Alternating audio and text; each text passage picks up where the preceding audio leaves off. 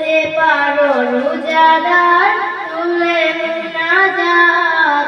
সিয়ামের দিন হোক কিয়ামের রাত, কুরআনের কথাগুলো পড়ো একে একে, আমলের খাতা ভরো হরফের নেকে। হাদিসের বাণী পড়ে ভরে নাও মন, ইবাদতে কেটে যাবে দিবানিশিখো। অবসর চলাফেরা জিকিরের